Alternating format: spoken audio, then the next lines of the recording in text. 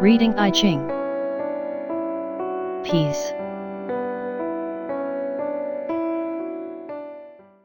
Composition of hexagram. At the first glance, this hexagram feels somewhat opposite to treading. While the previous hexagram illustrated what should be on top lies on top, and what should be on the bottom lies on the bottom, this hexagram shows that the earth is on top, and the heaven is on the bottom. What would this hexagram mean then? The overall composition does not feel so natural, and it is hard to think of a natural image that may correspond to this hexagram. Perhaps this hexagram does not try to illustrate a specific state in nature, but it may symbolize a rather conceptual state instead. The sky is standing in the shoes of the earth, and the earth is in the place where the sky used to be. We may say that the two extremes are thinking about each other. This makes me think of the image of Taiji, the great ultimate. As the sky reaches out to the earth, and the earth reaches out to the heaven, they are becoming in harmony with each other. While the previous hexagram symbolized a stable state, where everything was in its place, this hexagram is moving toward each other, illustrating a dynamic but harmonious state. Overall meaning. The main text of I-Ching is divided into two volumes, upper and lower parts.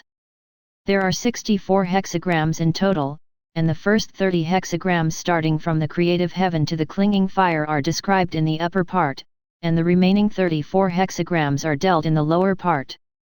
If you divide the 30 hexagrams in the upper part into 3 levels, each of the levels will have 10 hexagrams. The first level begins with the energy of the heaven, goes through the process of preparing, initiating, carrying out, and completing a task, until it finally comes to the hexagram of treading, in which one may do as one pleases, without violating the natural order.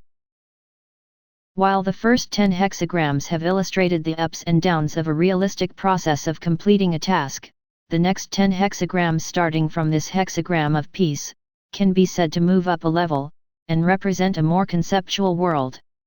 It is not likely that the heaven is actually in the bottom, and the earth lies on top in real life, unless we ourselves are flipped upside down.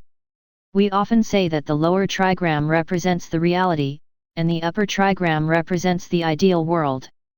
The reality is filled with 3 lines of yang, which symbolize a dynamic power, and the ideal is filled with 3 lines of yin, that symbolizes stability.